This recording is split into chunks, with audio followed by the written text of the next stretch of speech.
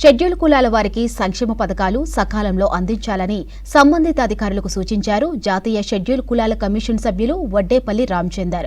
ఇక రంగారెడ్డి జిల్లా కోంగరకాలంలోని కలెక్టర్ కార్యాలయంలో కలెక్టర్ సి నారాయణరెడ్డి జిల్లా అధికారులతో కలిసి షెడ్యూల్ కులాలకు వివిధ పథకాలు అమలు తీరుపై సమావేశం నిర్వహించారు.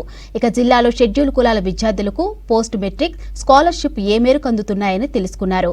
ఇక కేంద్ర రాష్ట్ర ప్రభుత్వాల నుండి వచ్చే సంక్షేమ పథకాలని ఆయా శాఖల సకాలంలో ఖర్చు చేసి షెడ్యూల్లో కులాలి వారి సంక్షేమానికి అన్ని శాఖలు కృషి చేయాలని తెలియజేశారు.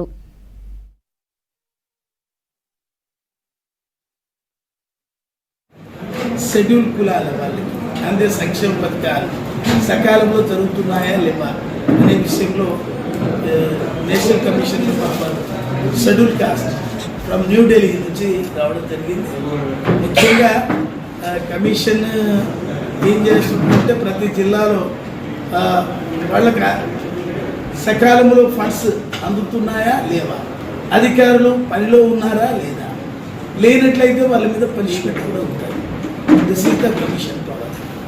ఈ కమిషన్కి ఇది రాజ్యాంగబద్ధమైనటువంటి వచ్చినటువంటి ఆర్టికల్ 338 కాబట్టి దాని ప్రకారంగా మేము రివ్యూ చేస్తుంటాం.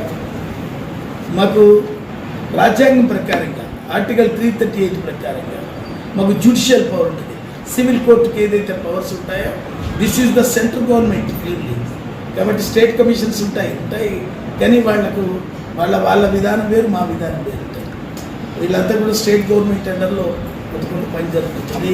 National commission purely independent organisation. ఇమీడియట్లీగా అరెస్ట్ చేసి ఎఫ్ఐఆర్ చేయాలనేటువంటిది 2018లో కూడా భారత ప్రధానమంత్రి గారు నరేంద్ర మోడీ గారు భారత పార్లమెంట్లో ఒక చట్టం తీసుకురావడం జరిగింది. ఆ చట్టాన్ని కూడా మనం పబ్లిష్ చేస్తున్నాం, అందరికీ కూడా తెలియపరుస్తున్నాం. ఈ ఎస్సీ పథకాలు సకాలంలో అమలు చేయాలి. రాష్ట్ర ప్రభుత్వాలు సకాలంలో